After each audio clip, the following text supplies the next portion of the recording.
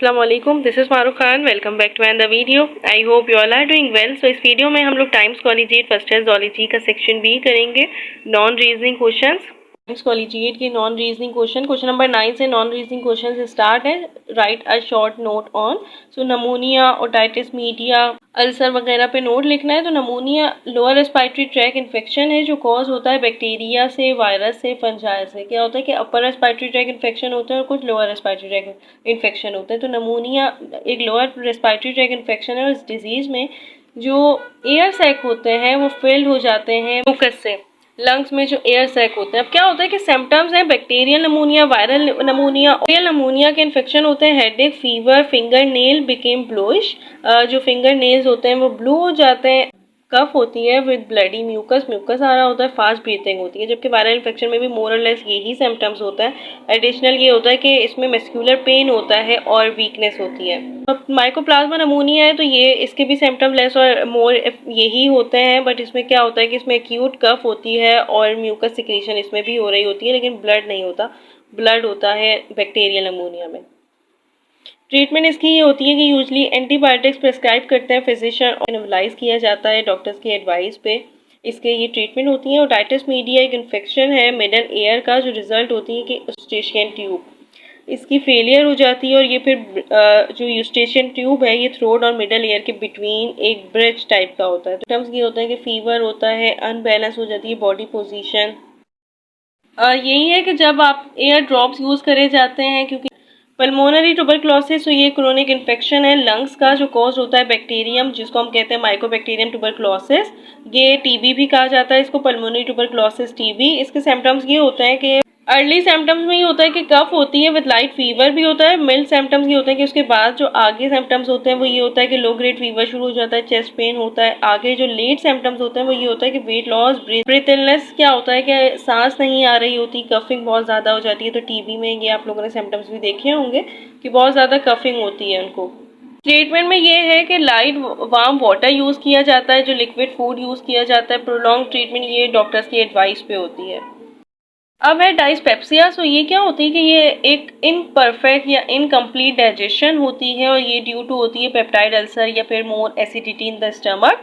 Abnormal function हो जाता है स्टमक इंटेस्टाइन का, फूड डाइजेस्ट नहीं हो पाता कम्प्लीटली। नौसिया, वॉमिटिंग वगैरह होती है इसी की वजह से कि जब फूड डाइजेस्ट नहीं होगा तो वॉमिटिंग होगी। तो ये इसके सिम्टम्स होते हैं। समटाइम्स क्या होता है कि ये विदाउट एनी प्रॉपर रीज़न के बगैर हो जाती है, ये डिस्टर्बेंस हो जाती है एलिमेंट्री कनाल में। कॉमन कॉजेज इसके यही होते हैं कि बैक्टीरिया, मेडिसिन वगैरह की वजह से पेप्टाइड अल्सर कॉज होता है, एस्पिरिन, स्ट्रेस, अल्कोहल की वजह से एसिडिटी ज़्यादा हो जाती है तो उसकी वजह से प्रॉपर फूड डाइजेस्ट नहीं हो पाता है। तो ये होता है डायपेप्सिया में अल्सर। तो अल्सर हम बहुत दफ़ा वैसे भी पढ़ चुके हैं। अल्सर में क्या होता है कि एलिमेंट्री कनाल की एक लेयर होती है, स्टमक इंटेस्टाइन की एक लेयर होती है जिसको हम कहते हैं प्रोटेक्टिव लेयर, जिसको हम कहते हैं म्यूकस मेम्ब्रेन। ये म्यूकस मेम्ब्रेन स्टमक की वॉल को प्रोटेक्ट करता है फ्रॉम HCl या हाई कंसनट्रेशन ऑफ HCl वगैरह गैस्ट्रिक जूसेस की हाई कंसनट्रेशन से।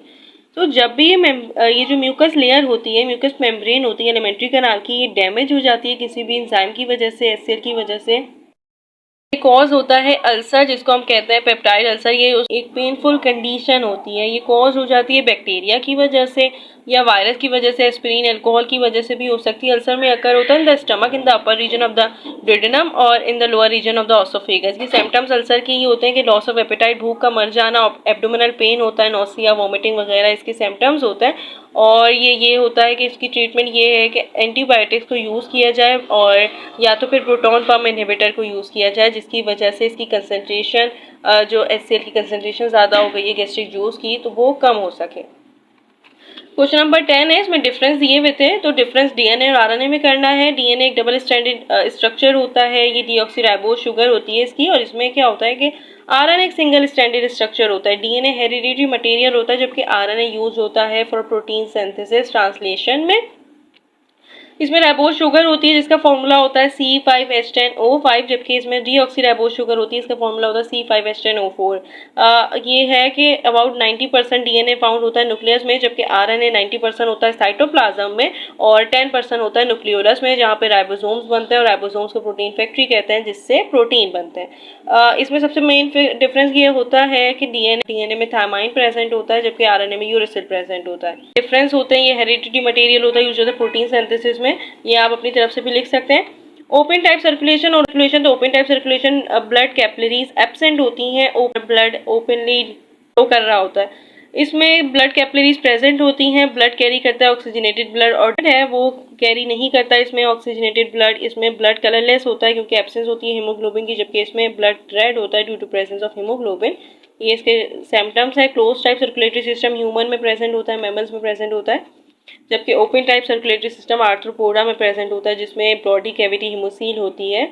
करना है कॉन्ड्रियोसाइट्स एंड ऑस्टियोसाइट्स में। सो क्लास ऑफ फिश जिनका स्केलेटन कार्टिलेज से बना होता है उसको हम कहते हैं कॉन्ड्रियोसाइट्स, और वो ऑस्टियोसाइट वो क्लास ऑफ फिश होती है जिसकी जो स्केलेटन होता है वो बोन से बना होता है। इनके पास 4 पेयर्स ऑफ गिल्स होती हैं, इनके पास 5 पेयर्स ऑफ गिल्स होती हैं, इनके पास ओपेक्यूलम नहीं होता, इनकी गिल्स कवर नहीं होती है ओपेक्यूलम से, जबकि ऑस्टियोसाइट्स की गिल्स कवर होती हैं ओपेक्यूलम से। इसमें वेल, शार्क वगैरह आ जाती हैं जो बड़ी फिशेस होती हैं, ये मेरीन वाटर में होते हैं, जबकि ऑस्टियोसाइट्स बोनी फिशेस होती हैं, ये मेरीन और फ्रेश वाटर दोनों में होते हैं, क्योंकि अगर ये मेरीन वाटर में नहीं होंगे तो फिर मेरीन फिशेस जो हैं वो क्या खाएंगी।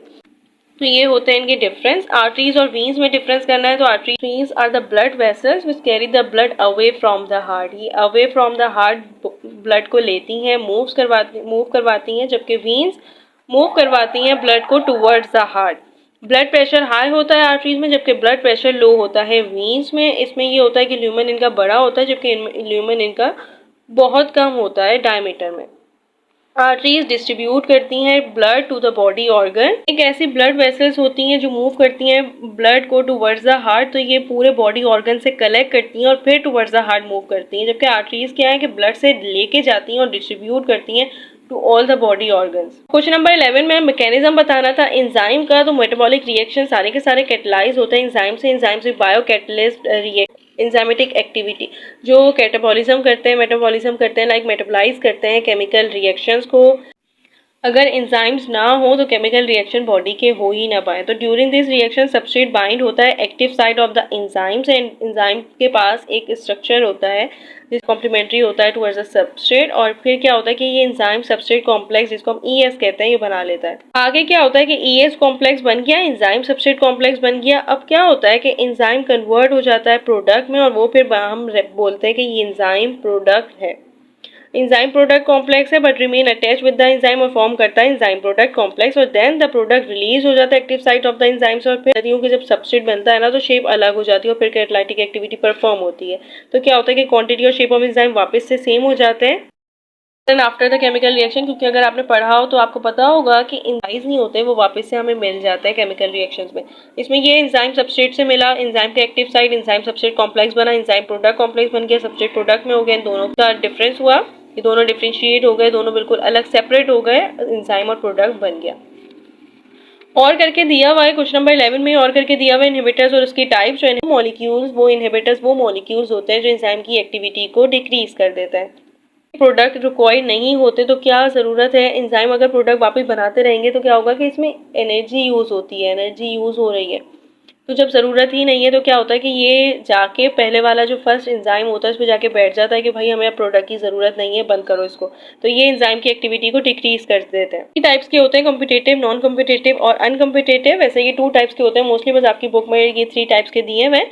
कॉम्पिटिटिव इनहिबिटर वो होते हैं जो बिल्कुल वो मॉलिक्यूल्स इनहिबिटर्स की जो बिल्कुल सबस्ट्रेट की टाइप के होते हैं, बिल्कुल सबस्ट्रेट की तरह के होते हैं। और क्या होता है कि ये सबस्ट्रेट की जगह ये आते हैं और सबस्ट्रेट के बिल्कुल एक्जैक्टली सेम होते हैं। तो एक्टिव साइट तो कॉम्प्लीमेंट्री होता है सबस्ट्रेट का, तो ये एक्जैक्टली सेम होता है और एक्टिव साइट से जाके मिल जाते हैं। के लिए रहने ही नहीं देते हैं क्योंकि खुद अटैच हो गए, तो कैसे वो सबस्ट्रेट अटैच होगा एक्टिव साइट से। सबस्ट्रेट की कंसंट्रेशन को ज़्यादा कर दें, कंसंट्रेशन का मतलब होता है क्वांटिटी को ज़्यादा कर दें, तो ये होगा कि सबस्ट्रेट को ज़्यादा ये कैपेबिलिटी होगी कि वो ज़्यादा उससे ज्वाइन हो सकता है एंजाइम के एक्टिव साइट से एज कम्पेयर टू वो मॉलिक्यूल जो बिल्कुल सबस्ट्रेट की तरह के हैं।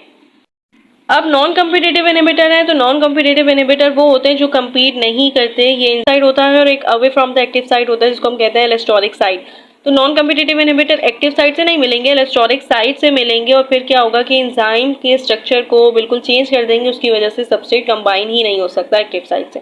ये नॉन कम्पिटिटिव इनहिबिटर होता है। कम्पिटिटिव इनहिबिटर को एंटी कम्पिटिटिव इनहिबिटर भी कहा जाता है, और ये वहाँ होते हैं जहाँ पे एंजाइम और प्रोडक्ट ज़्यादा होते हैं, सबस्ट्रेट ज़्यादा होते हैं, मोर देन 1-2 होते हैं। तो क्या होगा कि ये एंजाइम जब होते हैं इनहिबिटर बाइंड करते हैं सिर्फ कॉम्प्लेक्स फॉर्मेट से, लाइक क्या होगा कि एंजाइम सबस्ट्रेट कॉम्प्लेक्स से बन गया, बाइंड कर गया, ये एंजाइम प्रोडक्ट कॉम्प्लेक्स से बाइंड कर गया, तो ये होते हैं अनकम्पिटिटिव इनहिबिशन। नंबर 12 में आपको होम्योस्टैटिक फंक्शन लिखने हैं लिवर के, तो इसके बहुत सारे फंक्शंस होते हैं। एक ही होता है कि ये ब्रेक डाउन कर देता है वॉर्न आउट एरिथ्रोसाइट्स को। वॉर्न आउट एरिथ्रोसाइट्स को आरबीसीज कहते हैं, और ये वॉर्न आउट का मतलब है जो ओल्ड एरिथ्रोसाइट्स होते हैं उनको ब्रेक डाउन करवाते हैं और प्रोटीन की सिंथेसिस करते हैं। ये सिंथेसाइज करते हैं, अभी मैंने आपको बताया, प्रोटीन को, ब्लड क्लॉटिंग फैक्टर्स, प्लेटलेट्स को, ब्लड को। एक वर्क करता है as a main heat producing organ of the body. इसको थर्मो रेगुलेशन भी, इसी को थर्मो रेगुलेशन कहते हैं कि ये थर्मो रेगुलेशन में हेल्प करता है, हीट को प्रोड्यूस करता है फॉर बॉडी। यही है जो इंसुलिन, ग्लूकागॉन, एल्डोस्टेरोन होता है उनको एक्टिवेट करवाता है। लाइक क्या होता है कि इंसुलिन, जब बॉडी में इंसुलिन हार्मोन जब एक्टिव होता है, जब ब्लड में ग्लूकोज का लेवल बहुत ज़्यादा हो जाता है, तो ये इंसुलिन आता है और फिर ग्लूकोज को ग्लाइकोजन में कन्वर्ट कर देता है, मसल्स में कन्वर्ट कर देता है कि भाई हमें अभी ज़रूरत नहीं है, जब ज़रूरत होगी तो तुम आ जाना। ग्लूकागॉन जब आता है जब ग्लूकोज का लेवल कम होता है, और फिर ब्लड में जब ग्लूकोज का लेवल कम है तो ग्लूकागॉन आता है और फिर ये टूट जाता है, ब्रेक डाउन हो जाता है ग्लूकोज में कि भाई हमें ज़रूरत है। अगर आप बहुत ज़्यादा मीठा खा लेते हैं तो आपके ब्लड में ग्लूकोज का लेवल ज़्यादा हो जाता है, और अगर आपको एनर्जी की ज़रूरत है, आपका बीपी भी लो हो रहा होता है, तो वो क्या होता है कि अब ग्लूकागॉन आता है और फिर ग्लूकोज में उसको कन्वर्ट कर देता है। How many steps involve in nucleotide synthesis briefly explain. So ये मैं आपको अच्छे से समझा देती हूँ क्योंकि असल में बच्चों को ये समझ नहीं आता कि आखिर ये है क्या। मैं ब्रीफली एक्सप्लेन कर देती हूँ। न्यूक्लियोटाइड सिंथेसिस एक 2 स्टेप्स में होता है, एक होता है न्यूक्लियोटाइड और एक होता है न्यूक्लियोसाइड। आखिर न्यूक्लियोटाइड है क्या? न्यूक्लिक एसिड बनता है न्यूक्लियोटाइड से। न्यूक्लिक एसिड मतलब ये होता है कि न्यूक्लियोटाइड जो है वो मोनोमर है न्यूक्लिक एसिड का, या न्यूक्लिक एसिड पॉलीमर है न्यूक्लियोटाइड का, मोनोमर से पॉलीमर्स बनते हैं। तो इसका मतलब ये है कि न्यूक्लियोटाइड से न्यूक्लिक एसिड बनते हैं। न्यूक्लियोटाइड 3 टाइप्स की होते हैं। एक होती है पेंटोज शुगर। पेंटोज शुगर में राइबोज और राइबोलोज आ जाते हैं। इसमें 5 कार्बन होते हैं। शुगर में आपके पास डीएनए और आरएनए आता है। Ribose sugar, deoxy ribose sugar, सही है। और एक और अब आते हैं बेसिस पे। तो नाइट्रोजनस बेसिस होती हैं, ये 2 टाइप्स की होती हैं। एक होती है प्योरीन्स और एक होती है पैरामिडीन्स। प्योरीन्स में एडेनाइन और गोनाइन आते हैं, और पैरामिडाइंस में थाइमाइन आते हैं, यूरेसिल आता है, और आपके पास साइटोसाइन आते हैं। ये 2 हो गए, हमने बेसिस बात कर ली, हमने बात कर लिया नाइट्रोजनस बेसिस का। अब एक और होता है फॉस्फेट ग्रुप। फॉस्फेट ग्रुप होता है H3PO4। आपको जब फॉर्मेशन करनी होती है न्यूक्लियोटाइड की तो वो 2 स्टेप्स में होती है। एक होता है पेंटोज शुगर। पेंटोज शुगर से ही दोनों कंबाइन करेंगे, नाइट्रोजनस बेसिस भी और फॉस्फेट ग्रुप भी।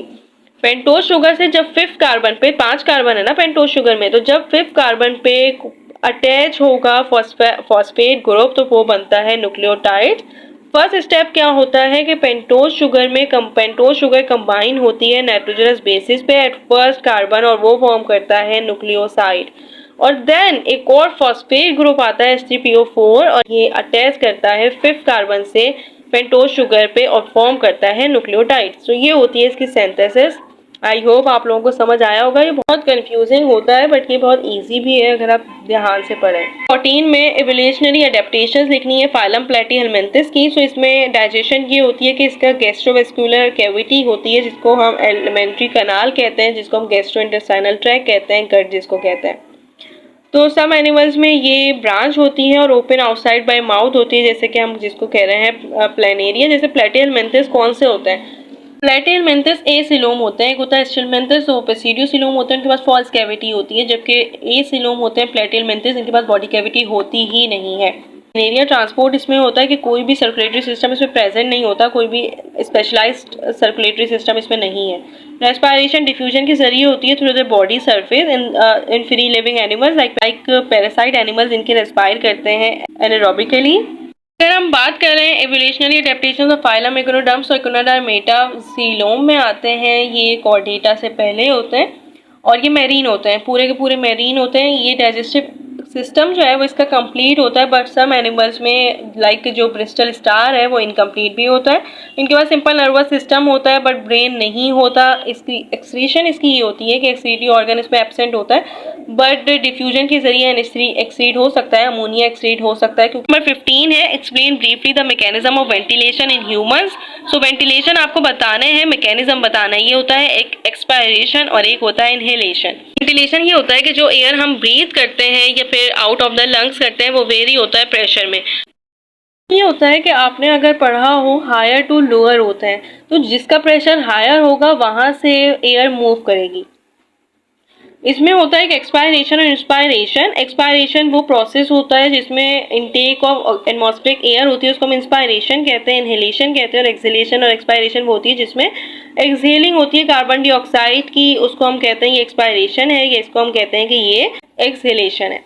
ये होता है कि कैसे होता है, तो एयर प्रेशर जब भी लंग्स का डिक्रीज होगा as compare to outside atmospheric pressure, then क्या होगा कि एयर ब्लोन करेगी इनसाइड द लंग्स, उसको हम कहते हैं इनहेलेशन। और एल्वोलाई होते हैं जिसमें एक्सचेंज हो रही होती है। तो जब भी लंग्स का प्रेशर ज़्यादा होगा as compare to atmospheric pressure, then क्या होगा कि एयर ब्लोन होगी फ्रॉम द लंग्स, उसको हम कहते हैं एक्सपायरेशन। तो ये था mechanism of ventilation in humans.